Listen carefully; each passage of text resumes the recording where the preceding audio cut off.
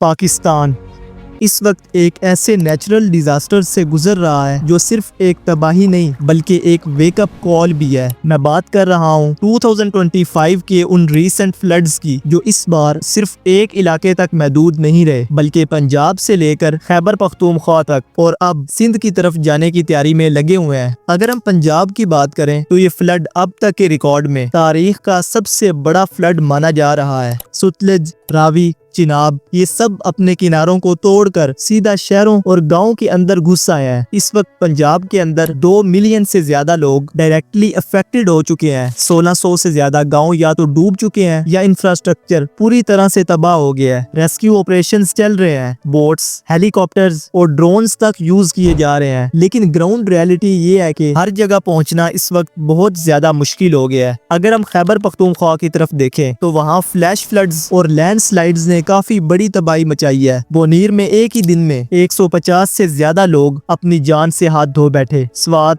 बेजापुर और माउंटेनियस इलाके सबसे ज्यादा हिट हुए हैं। अब सवाल यह है कि ये सब हुआ क्यों? क्या ये सब क्लाइमेट चेंज का असर है? क्या ये बारिशें वाकई इतनी अननेचुरल थी या फिर इसमें हमारी अपनी प्लानिंग या सिस्टम की कमी काफी ज्यादा है? और सबसे बड़ी बात, क्या ऐसा दोबारा भी हो सकता है? तो चलिए इस वीडियो के जरिए हम सिर्फ फैक्ट्स और अपडेट्स नहीं बल्कि एक ग्राउंड रियलिटी को समझने की कोशिश करते हैं। सबसे पहली और सबसे ऑब्वियस वजह थी एज यूजुअल मूनसून बारिश। लेकिन ये बारिश आम नहीं थी, ये नॉर्मल मूनसून नहीं था। इस बार बारिश ना सिर्फ ज्यादा हुई बल्कि एक ही दफा में इतनी इंटेंस हुई कि जमीन एब्जॉर्ब भी नहीं कर सकी। ये क्लाउड बर्स्ट जैसे फिनोमिना ने कुछ ही आवर्स में इतना पानी गिरा दिया कि सारा ड्रेनेज सिस्टम ही फेल हो गया था। लेकिन बात सिर्फ बारिश तक महदूद नहीं है, इसके पीछे एक और बड़ी वजह है क्लाइमेट चेंज।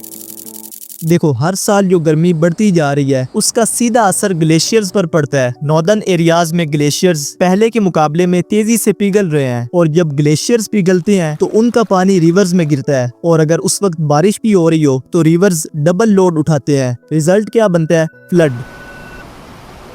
और सबसे आयरॉनिक बात यह है कि पाकिस्तान का खुद क्लाइमेट चेंज में कंट्रीब्यूशन ना होने के बराबर है। हम global green house gas emissions का सिर्फ 1% से भी कम हिस्सा है, लेकिन हम दुनिया के उन टॉप 10 कंट्रीज में हैं जो क्लाइमेट चेंज से सबसे ज्यादा इफेक्ट हो रहे हैं। तो सवाल बनता है, जब हमारा कंट्रीब्यूशन ही नहीं है तो फिर पाकिस्तान ही सबसे ज्यादा इफेक्ट क्यों हो रहा है? देखो, हमारे रिवर्स इंडस, रावी, चिनाब, सतलुज ये सब अपस्ट्रीम इंडिया, चाइना और हिमालयाज से आते हैं। अगर ऊपर ज्यादा पानी रिलीज हो या ग्लेशियर्स मेल्ट हो तो हम डाउनस्ट्रीम बैठकर सिर्फ असर झेलते हैं। ऊपर से हमारे गांव और शहरों में ड्रेनेज सिस्टम या तो है ही नहीं या फिर आउटडेटेड हो चुका है। कई जगहों पे नदियों के नेचुरल रास्तों पे सोसाइटीज बन गई हैं। हाउसिंग सोसाइटीज, कमर्शियल प्लाजाज बिना सोचे समझे नदियों के किनारे बसाए गए हैं। टाउन प्लानिंग नहीं है, डिजास्टर प्रिपेयर्डनेस नहीं है, अर्ली वार्निंग सिस्टम काफी एरियाज में काम ही नहीं करता। हमेशा सिर्फ फायर फाइटिंग करते हैं, जब पानी आता है तब रेस्क्यू करते हैं, टेंट्स लगाते हैं, लेकिन before hand flood zoning, embankments, reservoir management, local awareness कुछ भी सीरियस लेवल पे नहीं होता। और इसीलिए जब एक वेव आती है, चाहे वो बारिश की हो या ग्लेशियर मेल्ट की या अपस्ट्रीम डैम रिलीज की, सबसे ज्यादा पाकिस्तानी इफेक्ट होता है। और ये फ्लड पूरे पाकिस्तान के लिए एक वार्निंग साइन भी था। तबाही हर तरफ हुई है, लेकिन कुछ जगह ऐसी भी हैं जहां हालात वाकई बहुत खराब हो गए हैं। सबसे पहले अगर हम पंजाब की बात करें तो इस बार सतलुज रिवर ने जो रेंज दिखाई है उसने पूरे साउदर्न पंजाब को हिला कर रख दिया है। कैसूर, बहावलनगर,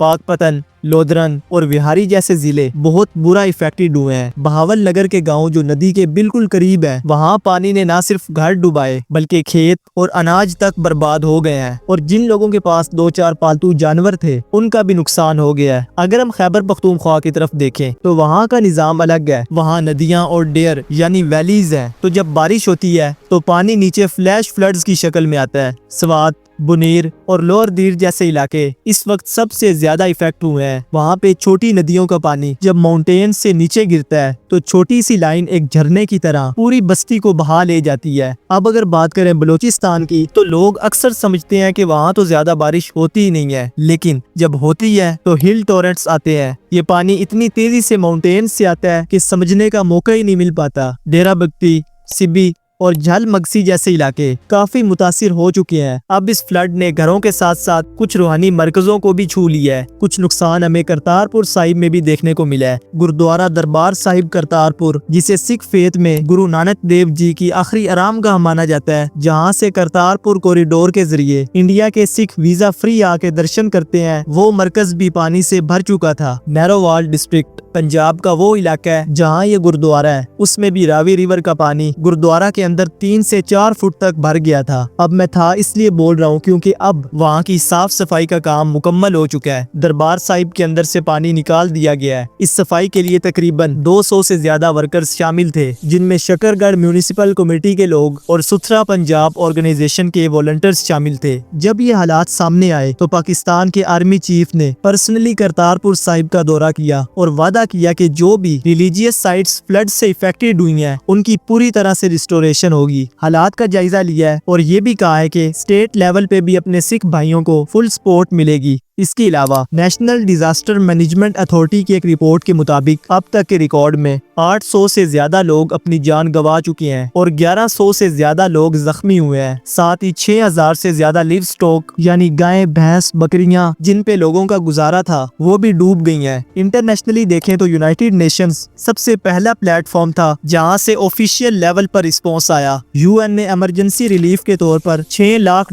की मदद पाकिस्तान के लिए फराहम की है और ये फंड खास तौर पर health, food security, clean water और शेल्टर के लिए था। इंटरनेशनल एनजीओ भी पीछे नहीं रही। Red Cross, Medecins Sans Frontieres, Islamic Relief, Oxfam और केयर इंटरनेशनल जैसी तंजीमों ने भी अपने वॉलंटियर्स ग्राउंड पर भेजे हैं। इन लोगों ने न सिर्फ मेडिकल कैंप्स लगाए बल्कि डिस्प्लेस्ड फैमिलीज के लिए टेम्परेरी हाउसिंग और राशन का भी इंतजाम किया। इसके अलावा यूएनडीपी ने भी केपीके में रिलीफ शुरू किया, including 180 tents, 103 stretchers, 230 sleeping bags, 130 flood lights और 53 फर्स्ट एड किट्स डिस्ट्रीब्यूट किया गया। Bill and Melinda Gates foundation ने भी WHO के जरिए $1 मिलियन डोनेट किया ताकि हेल्थ सर्विसेज, डिजीज सर्विलेंस और मेडिकल सप्लाईज को मजबूत किया जा सके। ज़कात फाउंडेशन ऑफ अमेरिका ने भी पाकिस्तान के मल्टीपल इफेक्टेड एरियाज में फूड पैक्स और इमरजेंसी एड डिलीवर की, लेकिन उनकी एग्जैक्ट अमाउंट मेंशन नहीं है और जो इकोनॉमिक लॉस इस फ्लड की वजह से एस्टिमेट किया जा रहा है वो बिलियंस ऑफ रुपीस में है। इसका मतलब ये है कि नेशनल बजट पर भी अब प्रेशर बढ़ गया है। जो पैसा स्कूल्स, हॉस्पिटल्स और डेवलपमेंट प्रोजेक्ट्स में जाना था, अब वो डैमेज कंट्रोल और रिलीफ में लग रहा है। इकोनॉमी के लिहाज से जिसको सबसे ज्यादा नुकसान हुआ है वो है एग्रीकल्चर, जो पाकिस्तान की इकोनॉमी की बैकबोन है, बिकॉज GDP का लगभग 24% हिस्सा एग्रीकल्चर से ही आता है। लेकिन इस बार की तबाही ने कॉटन, शुगर केन और सब्जियों के लाखों एकड़ डुबा दिए हैं। अब सिर्फ इतना नहीं कि फसलें बर्बाद हो गई हैं, बल्कि एक्सपोर्ट भी रुक गया है और इंपोर्ट बढ़ने लग पड़ा है। ट्रांसपोर्ट और कम्युनिकेशन सेक्टर्स भी पीछे नहीं रहे। सड़कें,